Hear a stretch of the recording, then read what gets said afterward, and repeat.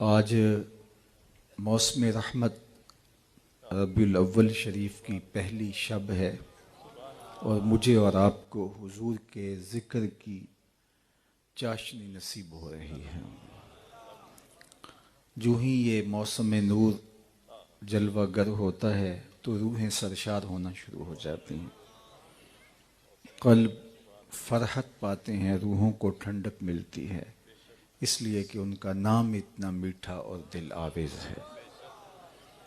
شیخ مہدی الفاسی مطالع المسرات شرح دلائل الخیرات میں لکھتے ہیں، حضور علیہ السلام کا ذکر سن کر جس شخص کے کلیجے میں ٹھنڈ نہیں پڑتی، اس کے سینے میں دھڑکنے والا دل کسی مومن کا دل ہی نہیں ہو سکتا۔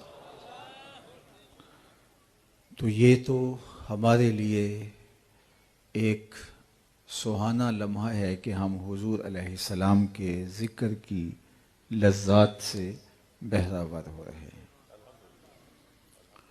اور آج محبت رسول کانفرنس کے عنوان سے منعقدہ پروگرام میں ہم حاضر ہیں۔ یہ کوئی ایسا لفظ نہیں ہے کہ جو ہم نے پہلی بار سنا ہو۔ جب سے ہوش سنبھالی ہے ہم محبت کے لفظ سے آشنا ہیں اور محبت کے مفہوم سے تو ہوش سنبھالنے سے پہلے ہی آشنا ہیں۔ اہل سخن نے، شعراء نے، دانشوروں نے محبت کے بارے میں اتنا کچھ لکھا کہ اس کا احاطہ ممکن نہیں ہے۔ کسی نے کہا کہ کسی کے لیے رجحان قلب محبت کہلاتی ہے، کسی نے کہا کہ بہت سارے لوگوں میں کسی ایک کو ترجیح دینا محبت کہلاتا ہے، کسی نے کہا کہ میلان قلب، رجحان دل جس کی طرف ہو جائے اور پھر اپنی ساری توجہات کا اس کو مرکز بنا لیا جائے تو اسے محبت کہا جاتا ہے۔ علامہ اقبال علیہ رحمہ نے ایک نظم محبت کے عنوان سے بہت خوبصورتی کے ساتھ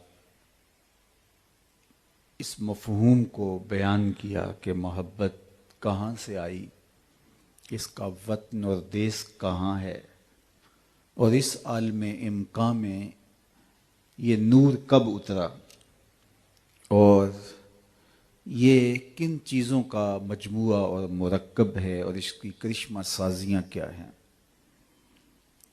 تو اس نظم کا عنوان ہی محبت ہے اور وہ بہت پہلے سے اس کہانی کو شروع کرتے ہیں۔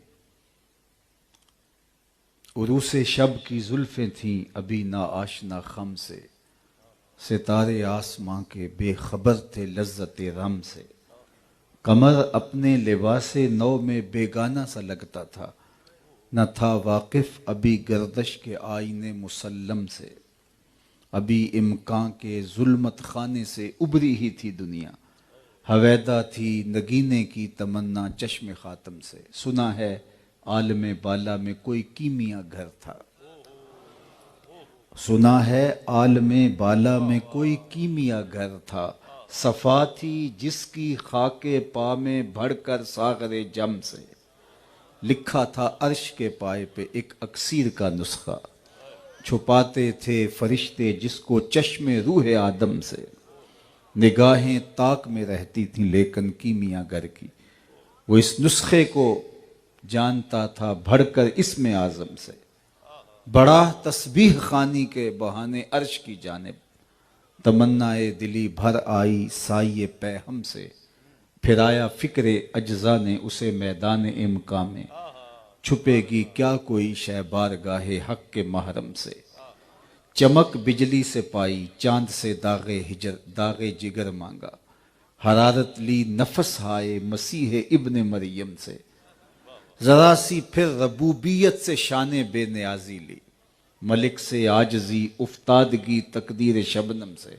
پھر ان اجزاء کو گھولا چشمائے حیواں کے پانی میں، مرکب نے محبت نام پایا عرش اعظم سے۔ محوس نے یہ پانی پھر ہستی نوخیز پہ چھڑکا، گرا کھولی ہنر نے اس کے گویا کار عالم سے، ہوئی جنبش ایاں ذروں نے لطف خواب کو چھوڑا، گلے ملنے لگے اٹھ اٹھ کے اپنے اپنے ہم دم سے، خرام ناز پایا آفتابوں نے ستاروں نے، چٹخ غنچوں نے پائی داغ پائے لالا زاروں نے۔ اقبال کا نقطہ نظر یہ ہے کہ یہ آسمانی تحفہ ہے جو حضرت آدم اپنے ساتھ لے کر کے آئے، اور اگر میں اس عنوان کو آگے بڑھاؤں تو درد محبت سینے میں رکھا اور پھر اس دنیا کے اوپر بھیج کر کے ہجر کی لذتیں بھی کاٹنے کو کہا گیا تاکہ نسل انسانی اس درد کی کیفیتوں سے آشنا ہو۔ تو محبت ایک تقدس مآب جذبہ ٹھہرا، اور یہ آسمانی تحفہ ہے جس کو ہمارے جد امجد اپنے ساتھ لے کر اپنے دل میں سمو کر کے اس دنیا پر تشریف فرما ہوئے۔ تو جب یہ ہمارا ورثہ ہے، ہماری طبع کے اندر راسخ ہے، اور ہم محبت کے بغیر رہ نہیں سکتے، تو پھر ہمیں کوئی محبوب تلاش کرنا ہوگا، چونکہ جب دل ہے تو کوئی دل بر بھی ہوگا۔ غالب نے کہا تھا کہ جاں اگر دل غم اگرچہ جاں گسل ہے، پہ کیا بچیں کہ دل ہے، غم عشق اگر نہ ہوتا غم روزگار ہوتا۔ اس نے کہا جب سینے میں تڑپتا ہوا دل رکھتے ہیں تو پھر لازمی ہے کہ اس دل کے اندر کسی کو بسانا بھی پڑے گا۔ اگر آپ اس دل کو اس کی غذا فراہم نہیں کریں گے تو پھر یہ مارا مارا پھرے گا اور غم دنیا کا گرفتار ہو جائے گا۔ تو جب دل ہے تو پھر دل کی غذا بھی دینا ہوگی، تو اس لیے اس دل کو اس محبت کے نور سے آشنا کرنا پڑے گا۔ علامہ اقبال کو جن لوگوں کے ضائع ہونے کا بڑا دکھ ہوا، ان میں سے گوئٹے ہے، ایک حکیم نیٹشے ہے، تو وہ ایک مقام پہ ایک بات بہت پتے کی کر گئے کہ قلب او مومن دماغش کافر است، کہ اس کا دل تو مومن تھا لیکن دماغ کافر ہوا۔ لیکن صوفیاء نے کہا کہ یہ صرف اس کی کہانی نہیں، اللہ نے اپنی محبت کا تخم ہر قلب میں رکھا ہوا ہے، اس کو مناسب غذا ملے تو وہ پروان چڑھتا ہے، وہ کھل کے گلاب بنتا ہے، شجر بن جاتا ہے، برگو بار دیتا ہے۔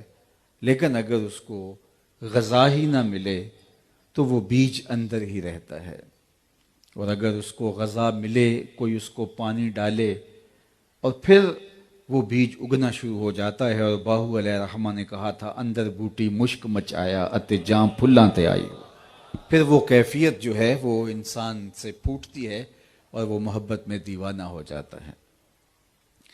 تو یہ اللہ نے قلب انسان کے اندر محبت کا تخم رکھا ہے۔ بلکہ اگر میں اس سے بھی آگے بڑھوں تو بہت آگے تو نہیں بڑھ سکتا، پر چلتے ہیں، لیکن اتنا کہوں گا کہ یہ محبت ہی تھی کہ جس کی وجہ سے یہ کائنات ظہور پذیر ہوئی۔ کنت کنزا مخفیا فاحببت ان اعرف، میں ایک مخفی خزانہ تھا، میں ایک پوشیدہ خزانہ تھا، مجھے کوئی جانتا نہیں تھا، کوئی پہچانتا نہیں تھا، اس لیے کوئی تھا ہی نہیں، کسی کا وجود بھی نہیں تھا، کسی کا تشخص بھی نہیں تھا۔ فاحببت ان اعرف، پھر میں نے خود ہی چاہا میں پہچانا جاؤں۔ عشق کا ذوق نظارہ مفت میں بدنام ہے، حسن خود بے تاب ہے جلوہ دکھانے کے لیے۔ میں نے خود چاہا کہ میرے لیے کوئی سسکیاں لے، کوئی آہیں بھرے، کوئی سجدوں میں روئے، کوئی آنسو بہائے، کوئی میرے گھر کے گرد دیوانوں کی طرح طواف کرے، کوئی صفا مروہ پہ دوڑے، کوئی پھٹے پرانے کپڑوں میں جنگلوں میں مجھے پکارتا پھرے، خاک چھانتا پھرے۔ فَأَحْبَبْتُ أَنْ أُعْرَفَ، جب میں نے چاہا کہ میری معرفت ہو، میری پہچان ہو، تو پھر فخلقت الخلق، تو میں نے مخلوق کو تخلیق کر دیا۔ اور حضرات صوفیہ فرماتے ہیں کہ پھر پہلا تعین، پہلا تشخص ذات رسالت مآب صلی اللہ علیہ وآلہ وسلم، ان کو اللہ نے اپنے جلووں سے تخلیق کیا، اور پھر اس نور سے پوری کائنات کو خلعت وجود ملا۔ تو یہ کائنات ہی محبت کی وجہ سے مرز وجود میں آئی، اور اگر محبت نہ ہوتی تو یہ کائنات کبھی بھی مرز وجود میں نہ آتی۔ پردہ اخفا میں رہتا وہ جلوہ مستور، اور کوئی اسے جاننے والا، پہچاننے والا، اس کی کوئی پوجا کرنے والا نہ ہوتا۔ لہٰذا اس محبت نے اس کائنات کو منصہ شہود پہ لا کر کے یہ ساری کائنات کے رنگ بھرے۔ تو محبت ہی کائنات کی اصل قرار پائی۔ اقبال نے کہا تھا، محبت عشق ہی ابتدائے ذات، عشق ہی انتہائے ذات، عشق نہ ہو تو شرح و دیں بت کدہ تصورات، پھر کچھ باقی بچتا ہی نہیں ہے۔ تو یہ بات طے ہے کہ انسان محبت کے بغیر نہیں رہ سکتا، اس کو کسی نہ کسی سے تو محبت ہوگی۔ تو غالب نے کہا کہ جب دل بچ ہی نہیں پاتا تو پھر اس کو کسی محبوب کے جلووں میں گم کرنا ہوگا۔ اب یہ طے ہے کہ محبت کے بغیر انسان رہ نہیں سکتا، تو پھر دل در بدری کی سزا کیوں کاٹے، اور پھر وہاں دل کیوں پامال ہو جہاں اس کی قدردانی نہ ہو، تو پھر دل کو وہاں لگنا چاہیے جہاں اس دل کی قدر بھی پہچانی جائے۔ میں ایک سادہ تمثیل سے ایک بہت بڑی حقیقت احباب کو سمجھایا کرتا ہوں، اور وہ یہ کہ گاڑیوں کے پیچھے انواع و اقسام کے جملے لکھے ہوتے ہیں، کچھ تو دکھی کر دیتے ہیں، کچھ ایسے ہیں کہ بندہ دیر تک ہنسی نہیں روک پاتا، کچھ سوچنے پہ مجبور کرتے ہیں، کچھ بہت ذو معنی ہوتے ہیں۔ تو ایک جملہ لکھا ہوتا ہے، صنم بے وفا۔ تو میں نے دوستوں سے پوچھا جو میرے ہمراہ تھے کہ یہ کیا لکھا ہے، تو انہوں نے کہا جناب آپ بھی تو پڑھ رہے ہیں تو آپ کچھ بتائیے۔ میں نے کہا کسی نے کسی سے پیار کیا ہوگا، پھر اس نے بے وفائی کر دی، تو یہ تحریری احتجاج ہے، یہ اپنے محبوب کی بے وفائی کی دہائی دے رہا ہے۔ میں نے کہا صاحب تو نے پیار اس سے کیا جس نے بے وفائی کر دی، تجھے ایک چوکھٹ بتاؤں، جب وہ ہاتھ پکڑتے ہیں تو حشر کے دن بھی نہیں چھوڑتے۔ ان سے محبت کا ربط جوڑو، ان سے عشق کا تعلق قائم کرو کہ جو عشق کی ریت نبھانا جانتے ہیں، جو ہاتھ پکڑتے ہیں تو پھر حشر کے دن بھی نہیں چھوڑیں گے۔ ان سے محبت کا ربط و رشتہ قائم کرو۔ اور دوسری بات میں یہ بتاؤں کہ دنیا کی محبتیں اچھے بھلے انسان کو رسوا کر کے رکھ دیتی ہیں۔ غالب نے کہا تھا کہ عشق نے غالب نکما کر دیا، ورنہ ہم بھی آدمی تھے کام کے۔ اب وہ کون سا عشق ہے جو اچھے بھلے انسان کے پلے کچھ نہیں چھوڑتا، منہ دکھانے کے لائق نہیں رہتا، پھرتے ہیں میر خار کوئی پوچھتا نہیں، اس عاشقی میں عزت سادات بھی گئی۔ وہ عشق جو عزت سادات کو بھی لے ڈوبتا ہے، میں اس عشق کی کہانی نہیں سنا رہا جو کیس کو مجنوں اور دیوانہ بنا دیتا ہے اور وہ گلیوں کی خاک چھانتا ہے۔ میں اس عشق کی کہانی آج کے اس سٹیج پہ نہیں چھیڑ رہا، میں اس عشق کی کہانی چھیڑ رہا ہوں جو بلال کو عظمتوں کی اس معراج پہ بٹھاتا ہے کہ جس بلال کو کوئی پاس بٹھانے کے لیے تیار نہیں ہوتا، حضور معراج سے پلٹتے ہیں اور پوچھتے ہیں بلال کون سا عمل کرتا ہے، میں تیرے قدموں کی آہٹ جنت میں سنی۔ یہ بندہ نواز عشق ہے، یہ سرخرو عشق ہے، یہ پستیوں سے اٹھا کے اوج ثریا کی بلندیوں تک پہنچا دیتا ہے۔ میں اگر آپ سے پوچھوں کہ جس زمانے میں میرے حضور تشریف لائے اس زمانے کے خاقان کا نام کیا تھا، تو شاید آپ میں سے کوئی نہ بتا سکے سوائے اس کے کہ جس کا تاریخ سے بہت گہرا شغف ہو۔ چلو میں یہ پوچھتا ہوں، جس زمانے میں میرے حضور تشریف لائے تھے اس زمانے کے کیسر کا نام کیا تھا؟ اس دور کی سپر طاقت تھی رومن امپائر، اس کے حکمران کا نام کیا تھا؟ شاید کیسر روم کا نام بہت کم لوگ بتا سکیں۔ اچھا، اس دور کی دوسری بڑی طاقت کسرا ایران کا نام کیا تھا؟ اس دور کے کسرا کا نام کیا تھا؟ تو شاید یہ بھی بہت تھوڑے لوگ بتا سکیں۔ اور اگر میں اس مجلس میں موجود سب سے کم عمر بچے سے پوچھوں کہ میرے حضور کے مؤذن کا نام کیا تھا، شہنشاہوں کے نام تو زمانے کو بھول گئے، کج کلاہوں کے نام تو زمانے کو بھول گئے، لیکن میرے حضور کے بلال کا نام زمانے کو کبھی نہیں بھولا۔ علامہ اقبال علیہ رحمہ عمومی طور پہ تخلص اقبال ہی کرتے تھے اور یہ استعمال بھی نہیں کرتے تھے، لیکن کبھی کبھی انہوں نے تخلص کو استعمال کیا ہے، تو ذرا ان کا ایک رنگ دیکھیے۔ اقبال یہ کس کے عشق کا فیضام ہے؟ اقبال یہ کس کے عشق کا فیضام ہے؟ رومی فنا ہوا حبشی کو دوام ہے۔ رومی شہنشاہ اس دور کی سپر طاقت، لیکن آج زمانہ اس کا نام بھی نہیں جانتا، اور دنیا کے جس کونے پہ بھی چلے جاؤ بلال حبشی کے نام کی مسجد ضرور ملے گی آپ کو۔ یہ ہے عزت اور یہ ہے رفعت جو ان کے نام سے جڑی ہے۔ وہ عشق جو نکما کر دیتا ہے اور اچھے بھلے انسان کی عزت پامال ہو جاتی ہے، لیکن اس عشق سے وابستگی پستیوں سے اٹھا کے بلال حبشی کو اوج ثریا کی بلندیوں تک پہنچا دیتی ہے۔ اللہ اکبر۔ عرض تہامہ سے حضرت عمر گزرے تو بچوں کی طرح بلک بلک کے رونے لگے، تو کسی نے کہا عمر 23.5 لاکھ 24 لاکھ مربع میل کی حکمرانی ہے اور تم یوں رو رہے ہو جس طرح بچے روتے ہیں۔ کہا کہ یہی جگہ تھی، میرے باپ نے مجھے کہا تھا کہ ان 5 اونٹوں کو لائن میں قطار میں کھڑا کرو۔ میں آگے والے کو سیدھا کرتا تھا تو پیچھے والا ٹیڑھا ہو جاتا تھا، پیچھے والے کو سیدھا کرتا تھا تو آگے والا ٹیڑھا ہو جاتا تھا، میں بھاگ دوڑ کے دونوں کو سیدھا کرتا تو درمیان والا ایک سائیڈ پہ نکل جاتا۔ تو میرے باپ خطاب نے مجھے بڑا مارا، کہا تم ایک عرب کے بیٹے ہو کہ 5 اونٹ قطار میں کھڑے نہیں کر سکتے؟ کہا ایک وقت عمر پہ ایسا تھا کہ وہ 5 اونٹ قطار میں کھڑا نہیں کر سکتا تھا، اور آج شرق سے لے کر غرب تک 22-23 کروڑ جو ہے وہ لاکھ مربع میل کی حکمرانی ہے، اور لاکھوں کروڑوں انسان ایک قطار میں کھڑے ہیں۔ یہ محمد عربی کے جوڑوں کا صدقہ نہیں ہے تو اور کیا ہے؟ مجھ سے تو 5 اونٹ قطار میں کھڑے نہیں ہوتے تھے۔ تو یہ محبت سلیقہ سکھاتی ہے، یہ محبت انسان کو شعور دیتی ہے، وہ محبت نکما کر کے رکھ دیتی ہے، یہ پست قامت لوگوں کو قد و قامت فراہم کرتی ہے، یہ عزت کی مسند پہ بٹھاتی ہے، یہ وقار کی مسند پہ بٹھاتی ہے۔ دنیا کی محبتیں تقسیم کرتی ہیں، توڑتی ہیں۔ ایک کے 2 چاہنے والے رقیب کہلاتے ہیں کہ یہ تو میرا محبوب ہے، تم نے کیوں دیکھا؟ لڑائی کی نوبت آ گئی، قتل و غارت تک معاملہ جا پہنچا۔ ایک کے چاہنے والے 2 رقیب ہوتے ہیں، لیکن میرے حضور کے چاہنے والے کروڑوں آپس میں حبیب ہوتے ہیں۔ ساری محبتیں رقیب پیدا کرتی ہیں، لیکن حضور کی محبت حبیب پیدا کرتی ہے۔ اللہ اکبر۔ اقبال نے کتنی خوبصورت بات کہی، دل بمحبوب حجازی بستائیں۔ ذرا شعر کا حسن دیکھیے، دل بمحبوب حجازی بستائیں، زیں جہت با یک دیگر پیوستائیں۔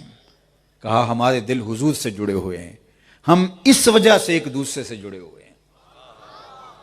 حضور کی محبت جوڑتی ہے، توڑتی نہیں۔ یہ جو 72 فرقے بنے ہیں، اگر محبت کا جمال ہوتا تو یہ فرقے نہ بنتے، یہ امت بنتی۔ چونکہ محبت توڑتی نہیں ہے، محبت جوڑتی ہے۔ فرقے حسد سے بنتے ہیں۔ استاد ابراہیم ذوق نے کہا تھا 72 فریق حسد کے عدد سے ہیں، اپنا یہ طریق کے باہر عدد سے ہیں۔ کہا یہ 72 کے اگر حروف جو ہے وہ ابجد نکالے جائیں تو وہ 72 بنتے ہیں۔ تو کہا حسد کے حروف کے جو ہے وہ عدد 72 ہیں، تو یہ 72 فریق جو ہیں یہ حسد کی وجہ سے ہیں۔ محبت توڑتی نہیں ہے، محبت جوڑتی ہے۔ اس لیے دل بمحبوب حجازی بستائیں، زیں جہت با یک دیگر پیوستائیں، چوں گلے صد برگ مارا بو یکیست، او کے جانے ای نظاموں او یکیست، مستے چشمے ساکیے بتہاستیم، در جہاں مثل مو می ناستیم۔ وہ ایک محبت نے جوڑ دیا مختلف قبائل، مختلف خطوں اور مختلف بولیاں بولنے والے لوگوں کو۔ بلال حبشے سے تھے، صہیب روم سے تھے، سلمان فارس سے تھے، ابو ہریرہ یمن سے تھے، حضرت ابو بکر رضی اللہ تعالی عنہ مکہ المکرمہ سے تھے، حضرت سعد مدینہ المنورہ سے تھے۔ کس کس خطے سے آئے لیکن ایک جمعیت بن گئی، ایک قوم بن گئی۔ کون سی چیز تھی جس چیز نے ان کو جوڑ دیا اور امت واحدہ بنا دیا؟ وہ حضور کی محبت تھی۔ آج میں اور آپ اپنی محبت کا جائزہ لیں۔ اگر حقیقی محبت حضور کی سینے میں موجود ہے تو ہم اس محبت کے نتیجے کے اندر حضور کے غلاموں کو اپنے قریب کریں گے، توڑنے کی بدکاری نہیں کریں گے، جوڑنے کی محنت کریں گے۔ محبت کا یہ لازمی تقاضا ہے کہ جب ہم اس ایک ذات سے محبت کرتے ہیں، مست چشم ساکیے بتہاستیم در جہاں مثل مومی ناستیم، بلکہ کہا چوں گلے صد برگ مارا بو یکیست۔ گلے صد برگ وہ پھول جس کی 100 پتیاں ہوتی ہیں، یہ جو گیندے کا پھول ہوتا ہے 100 پتیاں اس کی ہوتی ہیں۔ گلے صد برگ، ہر پتی کا سائز اور ہر پتی کا کہ رگو ریشے الگ ہوں، لیکن ہر پتی سے نکلنے والی خوشبو ایک ہی ہوتی ہے۔ تو کہا کہ خطہ کوئی بھی ہو، علاقہ کوئی بھی ہو، بستی کوئی بھی ہو، برادری کوئی بھی ہو، کاروبار کوئی بھی ہو، جب تم محمدی رنگ کے اندر رنگ گئے، تم سے ایک ہی مہک محمد عربی کی آنی چاہیے۔ پھر تم امت واحدہ بن کے اٹھو گے اور زمانے کے اوپر چھا جاؤ گے۔ تو یہ محبت تمہیں جمعیت کا پیغام دیتی ہے، محبت تمہیں جوڑتی ہے، محبت وسعت معاب ہے، محبت بکھرے ہوئوں کو ایک مرکز پہ لا کے جمع کرتی ہے۔ محبت جو ہے وہ امت واحدہ بنانے کی ضامن ہے، اس لیے دوسری محبتیں توڑتی ہیں، حضور کی محبت جوڑتی ہے۔ تو آئیے ہم ذات رسالت مآب صلی اللہ علیہ وآلہ وسلم کے ساتھ جب ادعائے محبت رکھتے ہیں، جب حضور کے ساتھ جب ہم جو ہے وہ عہد غلامی کرتے ہیں، اور ہمیں جب یہ دعویٰ ہے کہ ہم حضور کے غلام ہیں، تو پھر آئیے ہم ان کی غلامی کا رنگ روپ اپنے چہرے بشرے سے اور اپنے طرز زندگی سے اور اپنے انداز معاشرت سے چھلکتا ہوا دیکھ پائیں۔ اس لیے کہ محبت محض زبان کا دعویٰ نہیں، محبت دلیل چاہتی ہے، اور محبت سراسر عمل کا نام ہے۔ محبت پستیوں سے اٹھا کر کے اوج ثریا کی بلندیوں تک پہنچا دیتی ہے، اور محبت قوت کا نام ہے، محبت قوت کی ضامن ہے۔ محبت مجھے اگر آپ پوچھیں کہ اقبال کے سارے کلام کا رس نچوڑو، تو میں سارے کلام کا رس نچوڑ کے اقبال کے ایک شعر کو آپ کے سامنے رکھوں گا کہ قوت عشق سے ہر پست کو بالا کر دے، دہر میں اس میں محمد سے اجالا کر دے۔ تو محبت پست کو بالا کرتی ہے اور یکجا کرتی ہے، اور دہر میں اس میں محمد سے اجالا ہوتا ہے۔ تو کیا میں اور آپ محبت کے ان تقاضوں کے ساتھ اپنے آپ کو ہم آہنگ پر کر پائے؟ یہ موسم ربیع الاول جلوہ گر ہو رہا ہے، آئیے میں اور آپ اپنا جائزہ ضرور لیجئے۔ ہمیں ضرور دیکھنا چاہیے کہ ہم دعوی محبت میں کہاں تک سچے ہیں، اور محبوب کی اطاعت اور فرما برداری جو محبت کا لازمہ ہے، اس میں کہاں تک ہم پورے اترتے ہیں۔ اللہ کے محبوب علیہ السلام کا حکم ہو اور محب اس حکم کو ماننے میں تردد کرے تو اس کو محب نہیں کہیں گے۔ آئیے میں تمہیں ایک کہانی سناتا ہوں۔ اللہ کے محبوب علیہ السلام کا عشق، حضور کی محبت جب ان لوگوں کے رگ و ریشہ میں محو نفوذ ہوتا ہے، تو پھر محب کی تو منشا ہی، محبوب کی منشا جب محب تک پہنچ جاتی ہے تو یہی اس کے لیے کافی ہوتا ہے کہ میرے محبوب کی چاہت کیا ہے۔ اس سے باقاعدہ احکام کا انتظار کرے کہ محبوب کا میرے نام حکم کیا ہے، یہ تو بہت دور کی بات ہے۔ وہ یہ جان لیتا ہے کہ میرے محبوب کی منشا کیا ہے، اور اس منشا کے مطابق اپنی زندگی کو ڈھالنے میں اسے کوئی دقت نہیں ہوتی، اس لیے کہ محبت خود بخود جو ہے وہ محبوب کی اطاعت اور فرما برداری کے سانچے میں ڈل جاتی ہے۔ مدینہ المنورہ میں حضور علیہ السلام گزر رہے ہیں تو ایک گلی میں ایک مکان بنتا ہوا دیکھا۔ اس طرز کے مکان حضور کو پسند نہیں تھے، جس شکل اور جس حیت کا وہ مکان تھا۔ تو آقا کریم علیہ السلام نے پوچھا کہ یہ مکان کس کا ہے؟ تو بتایا گیا فلاں صحابی کا ہے، انصاری صحابی تھے جن کے بارے میں بتایا گیا۔ تو آقا کریم نے کچھ نہیں کہا، گزر گئے۔ کسی نے جا کے اس انصاری صحابی کو بتایا حضور گزرے تھے، تیرا مکان دیکھا تھا، اور چہرے پہ اظہار پسندیدگی نہیں آیا، شاید حضور نے پسند نہیں کیا. 2-4 دن بعد دوبارہ حضور علیہ السلام کا ادھر سے گزر ہوا تو دیکھا ملبے کا ڈھیر پڑا ہوا ہے. تو آقا کریم نے فرمایا وہ بلاؤ سے بلایا گیا. فرمایا میں گزرا تھا تیرا مکان دیکھا تھا اور آج میں دیکھ رہا ہوں کہ ملبے کا ڈھیر ہے اور اس بات کو بھی 2-3 دن گزرے ہیں. تو اس نے کہا حضور میں نے گرا دیا ہے. تو آقا کریم نے فرمایا کیوں؟ سنیے اس کا جواب. آقا کریم نے فرمایا کیوں؟ اس نے کہا سنا تھا آپ کو پسند نہیں، سنا تھا آپ کو پسند نہیں. میں اور آپ سر سے لے کر پاؤں تک، عقیقے سے لے کر ولیمے تک، نجی زندگی سے لے کر امور سیاست تک، طرز معاشرت سے لے کر کے پوری زندگی پر غور کریں ہمارا کیا کیا حضور کو پسند نہیں. ہمیں اچھی طرح پتہ ہے ہمارا کیا کیا حضور کو پسند نہیں، لیکن ہم آنکھیں بند کر لیتے ہیں. محمد دی زیارت محمد دے رنگ وچ اے ٹھگ بازیاں جانے پیارا محمد. اقبال نے کہا تھا چوں بنا میں مصطفیٰ خانم درود، از خجالت آب می گردد وجود، عشق می گوئے کہ محکوم غیر، سینائے تو از بتا مانند دیر، تا نداری از محمد رنگ و بو، از زبان خود میالہ نام او. کہا کہ جب میں ان پہ درود پڑھتا ہوں تو شرمسار ہو جاتا ہوں اور میں اپنے آپ کو دیکھ کر کہتا ہوں کہ جب تو حضور علیہ الصلاۃ والسلام کی طرز زندگی کو اپنے اوپر نہیں اتار سکا تو حضور کے نام کو اپنی زبان سے میلا نہ کر. اور اس کا ترجمہ میرے شیخ نے 2 لفظوں میں یوں کیا، یاری لا تو پاک نبی سنگ، اے پر پوری یاری، پھر درود قبول ہے تیرا لکھ نہ لو ایک واری. تو محبت اس بات کا تقاضا کرتی ہے کہ محبوب کی منشا کو محب جان لے. ایک صحابی آئے اور انہوں نے حضور سے سلام لیا تو آقا کریم نے جواب نہیں دیا بلکہ رخ پھیر لیا. انہوں نے یہ سمجھا کہ یہ اتفاقاً ہو گیا ہے. بعض اوقات کسی کی توجہ نہیں ہوتی تو جدھر حضور نے رخ پھیرا تھا انہوں نے ادھر سے جا کے دوبارہ سلام عرض کیا تو آقا کریم نے پھر رخ پھیر لیا. حضور بہت شفیق تھے لیکن اب رخ پھیرنا یہ کوئی معمولی بات نہیں تھی تو وہ سمجھ گئے کہ کوئی ماجرا ہے. اب وہ صحابہ سے پوچھتے پھرتے ہیں کہ میں نے حضور کو سلام عرض کیا ہے لیکن حضور نے اعراض کیا، شاید کوئی ایسی بات ہے جس کو میں نہیں جانتا، تم بتا سکتے ہو ناراضگی کی وجہ کیا ہو سکتی ہے؟ تو انہوں نے غور کیا اور کہا کہ یہ تم نے جو سونے کی انگوٹھی پہن رکھی ہے حضور اس سے منع فرما چکے ہیں. ان الذهب والفضة حرام لذکور امتی، سونا اور چاندی حضور کی امت پر منع کر دیا گیا، گناہ بے لذت ہے، منع کیا گیا. یہ زیب و زینت عورتوں کو زیب دیتی ہے اور وہ بھی 4.5 ماشے سے کم.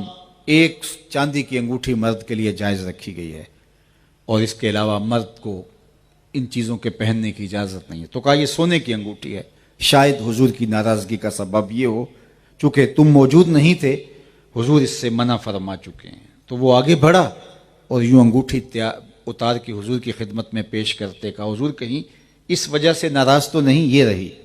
تو آقا کریم نے وہ انگوٹھی پکڑی اور یوں پھینک دی. ناراضگی کی وجہ یہی تھی.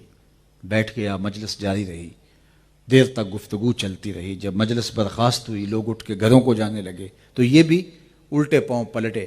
تو کسی نے کہا وہ جناب انگوٹھی تو اٹھا لو، تم تو شرعاً نہیں پہن سکتے لیکن تمہاری بیوی کے لیے پہننا تو جائز ہے. تو اس نے جو جواب دیا وہ سنیے. تو اس صحابی نے کہا واللہ لا آخذہ ابدا وقد طرحہ رسول اللہ صلی اللہ علیہ وآلہ وسلم. اس نے کہا اللہ کی قسم میں اس انگوٹھی کو کبھی بھی نہیں اٹھاؤں گا جس کو میرے حضور نے پھینک دیا ہے. میں اور آپ اپنی زندگی میں اتریں اور دیکھیں کہ ہم کوئی ایسی رسم تو اپنے ساتھ نہیں جوڑے ہوئے جس کو حضور نے پھینک دیا، کوئی ایسی عادت تو اپنے گلے نہیں لگائے ہوئے جس کو حضور نے پھینک دیا، کوئی ایسے اخلاقیات تو ہمارے ایسے نہیں ہیں جن کو حضور نے پھینک دیا ہو، کوئی انداز معاشرت ایسا تو نہیں ہے جس کو حضور نے پھینک دیا ہو. اور اگر ہمارے ساتھ ایسی بہت ساری چیزیں جڑی ہیں جس سے حضور نے بیزاری کا اظہار کیا ہے اور ہم ان کو اختیار کرتے ہیں اور سمجھتے ہیں کہ ہم بہت بڑے محب رسول ہیں، تو سوالیہ نشان ہمارے اوپر کھڑا ہوتا ہے کہ ہم کھڑے کہاں ہیں. تو محبت تو حکم تو دور کی بات ہے، محبوب کا حکم آنا اور محبوب کا فرما دینا وہ منشا ہی کافی سمجھتا ہے، یہ محبت کا تقاضا ہے اور یہ محبت کے لوازمات سے ہے۔ تو کہا واللہ لا آخذہ ابدا وقد طرحہ رسول اللہ صلی اللہ علیہ وآلہ وسلم، جس کو میرے حضور نے پھینک دیا ہے اس کو کبھی بھی میں نہیں اٹھا سکتا۔ تو آئیے میں اور آپ محبت کے اس روپ کو اختیار کیجئے، محبت کے اس رنگ کو اختیار کیجئے، اپنے انداز زندگی پہ غور کیجئے۔ بہت زندگی بیت گئی، 60 سال، 50 سال، 20 سال، 50 سال، بہت نیڑے ہے قبر۔ ہم اللہ کے حضور پیش ہونے والے ہیں، اس کے رسول کے سامنے بھی ہم نے حاضر ہونا ہے، قبل اس سے کہ وہ وقت آئے کوئی حجت باقی نہ رہے۔ پھر انسان کہے تھوڑی سی تو زندگی تھی، اللہ اس کے رسول کے بتائے ہوئے طریقے کے مطابق بھی گزار کے آ سکتا تھا، میں نے کیوں نہیں گزاری؟ لیکن پھر پچھتانے سے کیا فائدہ؟ آج کا پچھتاوا کل کی بہتری کی ضمانت ہے۔ کل کا پچھتاوا سوائے حسرت بڑھانے کے علاوہ اور کچھ نہیں ہوگا۔ وقت پر کافی ہے قطرہ بھی آب خوش ہنگام کا، جل گیا جب کھیت برسا می تو پھر کس کام کا۔ اور میرے امام نے کہا تھا آج لے ان کی پناہ، آج مدد مانگ ان سے، کل قیامت کو نہ مانیں گے اگر مان گیا۔ تو آج مجھے اور آپ کو اپنے اوپر غور کرنا ہوگا، سویر سے لے کر شام تک اپنی زندگی کو اپنے سامنے رکھ کے اس کو پرکھنا ہوگا، اپنی راتوں کو، اپنے شب و روز کو، اپنے کاروبار کو، اپنے انداز معاشرت کو، اپنے طرز زندگی کو، اپنے رویوں کو، اپنے اخلاقیات کو، اپنی زندگی کے ایک ایک گوشے پر نظر ڈالنا ہوگی کہ میرے پیارے محبوب علیہ السلام کا اس حوالے سے کیا حکم ہے، کیا منشا ہے، اور شریعت کا کیا تقاضا ہے، اور میں کہاں کھڑا ہوں۔ تو اگر ہم اپنے آپ کا محاسبہ کر کے اپنی زندگی کو ان خطوط پہ لے آتے ہیں تو ہمارا میلاد میں آنا حضور علیہ السلام کی خوشنودی کا باعث بن سکتا ہے۔ ورنہ ہم اگر ساری رات بھی کھڑے ہو کے درود پڑھتے رہیں اور حضور کے بتائے ہوئے طریق کے مطابق چلنے کے لیے آمادہ نہ ہوں تو پھر ہم کسی سے نہیں، خود سے سوال کیجئے ہم کھڑے کہاں ہیں اور ہماری زندگی کس سمت جا رہی ہے۔ آقا کریم نے وضو فرمایا اور وضو کا پانی صحابہ نے زمین پہ نہیں گرنے دیا بلکہ وہ صحابہ کے ہاتھوں پہ آ گیا اور انہوں نے اپنے چہروں پہ مل لیا۔ تو جب انہوں نے حضور کا غسالہ وضو کا گرا ہوا پانی اپنے ہاتھوں پہ لے کے اپنے چہروں پہ مل لیا تو آقا کریم علیہ السلام نے صحابہ کے اس محبت بڑے عمل کو دیکھ کے فرمایا کہ ما حملکم علی ھذا، صحابہ مجھے بتاؤ تمہیں اس چیز پر کس نے آمادہ کیا ہے؟ میں نے تو حکم نہیں دیا، اپنے وضو کے گرتے ہوئے پانی کو تم ہاتھوں پہ لے لو اور پھر اپنے چہروں پہ مل لو، یہ تمہارا عمل ہے، اس کا حکم میں نے تمہیں نہیں دیا لیکن تم نے یہ عمل کیا۔ ما حملکم علی ھذا، تمہیں اس بات پر کس چیز نے ابھارا؟ تو صحابہ نے جو جواب دیا وہ سنیے، انہوں نے کہا حب اللہ و رسولہ، اللہ اور اس کے رسول کی محبت نے۔ حضور کا پیار ہمیں اس بات کا تقاضا کرتا ہے کہ ہم آپ کے بدن سے چھوا ہوا پانی بھی زمین پر نہ گرنے دے، وہ ہمارے ہاتھوں پہ آئے اور ہمارے چہرے کا غازہ بنے اور ہماری آنکھوں کا سرما بنے اور ہم اپنے چہرے پہ، اپنے سینے پہ، اپنے بدن پہ ملیں۔ یہ ہے آپ کی محبت، جس محبت نے ہمیں اس بات کی طرف ابھارا کہ ہم اس پانی کو زمین پر نہ گرنے دیں۔ حضور علیہ السلام نے اس کی نفی نہیں کی لیکن ایک اور بات ارشاد فرمایا جو یہ چاہتا ہے کہ اللہ اس کے رسول سے پیار کرے اور اللہ اس کا رسول اس سے پیار کرے، اس کو چاہیے اپنے ہمسائے سے سلوک اچھا کرے۔ جب وہ کسی سے عہد کرے تو اس عہد کو پورا کرے۔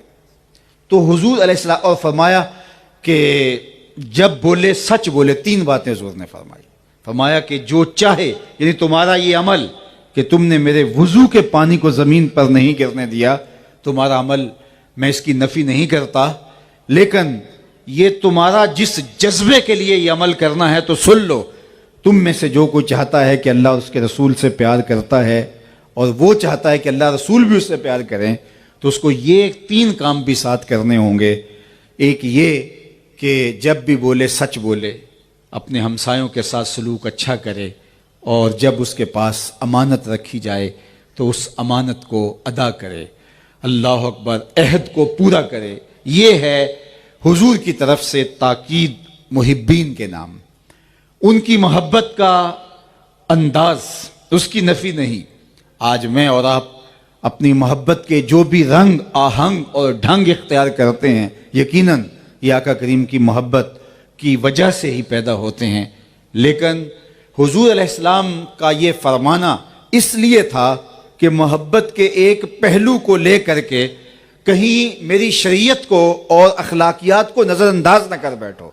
اس لیے میں یہ بات آپ سے کہہ رہا ہوں کہ ہمارا یہ محافل کا انعقاد اور یہ سب کچھ اور اس مہینے میں جو کچھ ہوگا اللہ قبول فرمائے، لیکن یہ نہیں کہ ہم اس کو بہانہ بنا کر کے شریعت کا جو نظام ہے اور جو اخلاقیات ہمیں سکھائے گئے ہیں ان سے جو ہے وہ پہلو تہی کرے اور ہم سمجھیں کہ حضور علیہ السلام کی خوشنودی ہمیں حاصل ہو پائے گی۔ حضور علیہ السلام کی خوشنودی حاصل کرنے کے لیے آقا کریم کے دیے گئے نظام حیات کو، نظام زندگی کو اپنے روحوں کے اندر، اپنے قلوب کے اندر، اپنے اندر جذب کرنا ہوگا۔ میرے وعدے پہ نہ رہیے، میں بہت اچھا خطیب ہوں اور آپ کو مبہوت کر دیتا ہوں اور آپ کو اس بات پہ مطمئن کر کے گھر بھیجتا ہوں کہ تم حضور کی محفل میں آ گئے ہو، اب تم بخشے ہوئے ہو، اب کوئی ضرورت نہیں ہے تمہیں کچھ عمل کرنے کی۔ میرے پاس بہت اچھی آواز ہے اور میں کسی شاعر کے کلام سے ایسا منتخب کلام آپ کے سامنے رکھتا ہوں جس کا نتیجہ یہ ہوتا ہے کہ آپ کہیں گے بس ٹھیک ہے ہم یہاں آ گئے ہیں تو یہ ہمارے لیے کافی ہے۔ تو یہ میری جو ہے وہ زبان کی بات ہو سکتی ہے یا کسی جو ہے وہ شاعر کی فکر ہو سکتی ہے، لیکن میں نے آپ کے سامنے حضور علیہ الصلوۃ والسلام کا فرمان رکھا ہے۔ صحابہ کے اس عمل پر حضور نفی نہیں کی، لیکن ساتھ تین باتیں جو ہے وہ انسانی زندگی کا زندگی میں جس کا گہرا اثر ہوتا ہے وہ بیان فرما دی کہ کہیں ایسا نہ ہو کہ وہ چیزیں نظر انداز ہو جائیں۔ اس لیے مجھے اور آپ کو اپنی زندگی کا بھرپور جائزہ لے کے دیکھنا ہوگا کہ ہم حضور علیہ الصلوۃ والسلام کی محبت اور حضور علیہ السلام کا پیار جو اپنے سینوں میں رکھتے ہیں اس سے حضور کے لائے ہوئے طریقے حیات کو، حضور کے لائے ہوئے نظام کو کہاں تک اختیار کرتے ہیں۔ اللہ تعالیٰ جل شانہ ہمیں اس کی توفیق عطا فرمائے اور اپنی خاص کرم نوازیوں کے اجالے ہماری ساری زندگیوں میں اتار دے۔ اصل میں مغرب کی نماز کے بعد گفتگو کرنے کا عادی ہوں، آج ایک مدت کے بعد اتفاق ایسا ہو گیا یہاں کے انتظامی امور جیسے بھی تھے تو وہ ایک عادت بنی ہوئی ہوتی ہے، تو میں آج تھوڑا الجھ کے گفتگو کر رہا ہوں، لیکن جو میں نے کہا اس کے ٹوٹے اور الجھے لفظوں کے اندر بھی اتر کر کے پیغام کو اخذ اور قبول کرنے کی کوشش کرو۔ اشہد بلال عند اللہ اشہد، بلال کا اشہد بھی اللہ کے ہاں اشہد مان لیا جاتا ہے۔ تو ان شکستہ لفظوں کے دامن سے نچڑتے ہوئے جذبوں کو کشید کر کے اپنی روحوں میں اتار لو، اور کوشش ہماری یہی ہونی چاہیے کہ حضور کے پیار میں تڑپیں، جانے دیں، قربان ہو جائیں، اپنی ایک ایک سانس ان کے نام لگا دیں، لیکن ان کے لائے ہوئے نظام زندگی کو، ان کی شریعت کو، جس کے لیے انہوں نے دکھ سہے، تکلیفیں سہی، وہ ہمارے عمل، رویے، چہرے، بشرے، انداز حیات سے دکھائی دے۔ میرے استاد فرمایا کرتے تھے یہ نہ ہو کہ لوگ تمہیں پوچھے تم کون ہوتے ہو اور تمہیں بتانا پڑے صاحب ہم مسلمان ہوتے ہیں، یہ دیکھو مذہب کے خانے میں اسلام لکھا ہوا ہے۔ آپ فرمایا کرتے تھے نہ کسی کو پوچھنے کی نوبت آئے، نہ تمہیں بتانے کی ضرورت پڑے، تمہاری وضاقتہ، طرز زندگی، انداز معاشرت ایسی ہونی چاہیے تم دور سے چلے آ رہے ہو، لوگ کہیں وہ دیکھو حضور کا غلام آ رہا، نور آنکھوں میں تو چہروں پہ اجالے ہوں گے، مصطفیٰ والوں کے انداز نرالے، دنیا میں بھی ان کے دم سے مقدر چمکا، محشر میں بھی ان کی رحمت کے حوالے ہوں گے۔ وآخر دعوانا ان الحمدللہ رب العالمین۔ سلام بحضور خیر الانام۔ یا نبی سلام علیکہ، یا رسول سلام علیکہ، یا حبیب سلام علیکہ، صلوات اللہ علیکہ، یا نبی سلام علیکہ، یا رسول سلام علیکہ،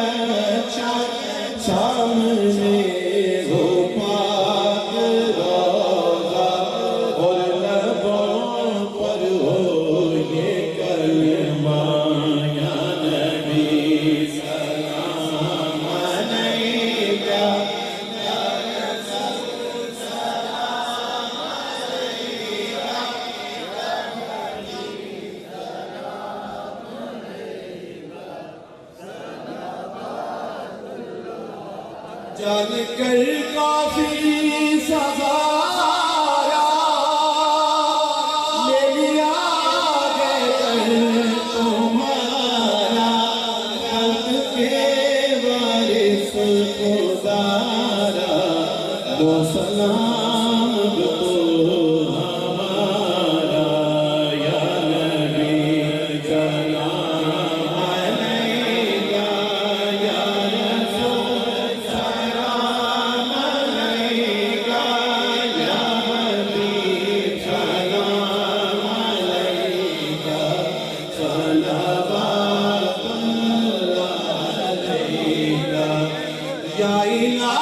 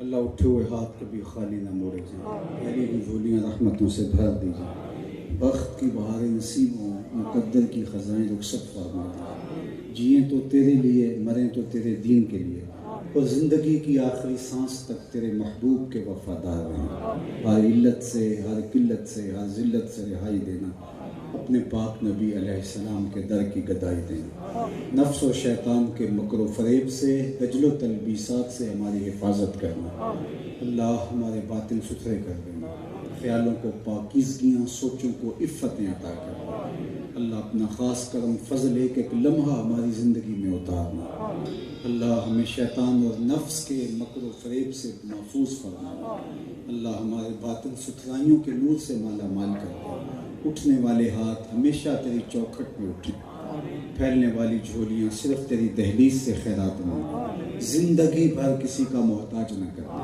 ہمیشہ اپنی چوکھٹ کا فقیر رکھنا، رزق حلال، رزق وسیع، رزق سہل، رزق مبارک اور رزق فراواں عطا کرنا، حرام کے ایک لقمے سے بھی محفوظ کرنا، ہماری پیشانیوں کو 5 گانا سجدوں کا نور دینا، ہماری پیشانیوں کو 5 گانا سجدوں کا نور دینا، اللہ ہماری پیشانیوں کو 5 گانا سجدوں کا نور دینا، اللہ ہم سب کو اپنی پناہیں دینا، اپنی امان دینا، حفاظتوں کا حصار دینا، میرے وطن کی خیر کرنا، اللہ میرے ملک کو معیشت کا جمال دینا، معاشرت کا حسن دینا، اللہ میرے وطن کے چپے چپے کی حفاظت فرمانا، پورے عالم اسلام کی خیر فرمانا، امت جہاں جہاں بھی ظلم اور جبر کی باہوں میں کسی کرا رہی ہے نجات دینا، امت کو کھویا ہوا وقار دینا، بٹکے ہوئے آہو کو پھر سوئے حرم لے چل، اس شہر کے خوگر کو پھر وسعت صحرا دے، میں بلبل نالا ہوں اس اجڑے گلستاں کا، تاثیر کا سائل ہوں محتاج کو داتا دے، اللہم اید الاسلام والمسلمین، اللہم اعز الاسلام والمسلمین، اللہم اغفر ذنوبنا واستر عیوبنا وقلب قلوبنا ونور قبورنا وسهل مرادنا ويسر أمورنا، اللهم اغفر لنا ولوالدينا ولمشايخنا ولأساتذتنا ولتلامذتنا ولأزواجنا ولأولادنا ولإخواننا ولعشيرتنا ولقبائلنا ولجميع أمة سيد الأنبياء والمرسلين۔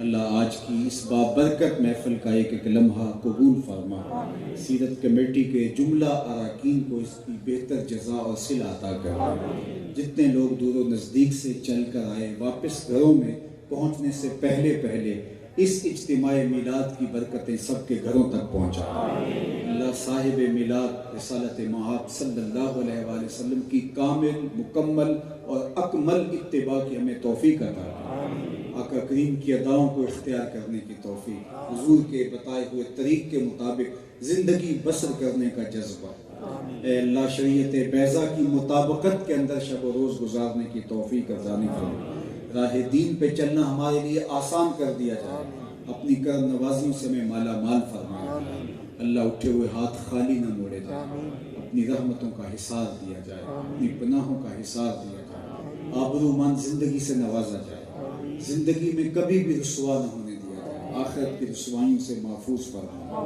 اللہ آخرت کے دکھوں سے محفوظ فرما، اللہ ہمارے فوت شدگان کی مغفرت فرما، ہمارے ماں باپ کے درجے بلند فرما، جن کے والدین زندہ و جاوید ہیں اللہ انہیں لمبی صحت بری زندگی عطا کرنا، ہماری نسلوں کو راہ دین پہ مستقیم کرنا، حضور کے ذکر سے ہماری زبانیں تر رہیں، پاکیزہ سوچوں سے ہمارے دماغ مہکتے رہیں، اللہ خیالات کی پاکیزگی عطا کرنا، ہماری آنکھوں کو شرم و حیا کے اجالے دینا، ہماری بیٹیوں کو پردے کا نور دینا، ہمارے جوانوں کو اللہ شرم و حیا کے اجالے بخش دینا، اللہ اس امت کو کھویا ہوا وقار دینا، اپنا خاص کرم اس وطن عزیز کے شامل حال فرمانا، نیک اہل باوقار اور دیانتدار صالح پاکیزہ فکر حکمران اس وطن کا مقصوم فرمانا، صلی اللہ تعالی علی النبی الامین وآلہ وصحبہ اجمعین، والسلام علیکم۔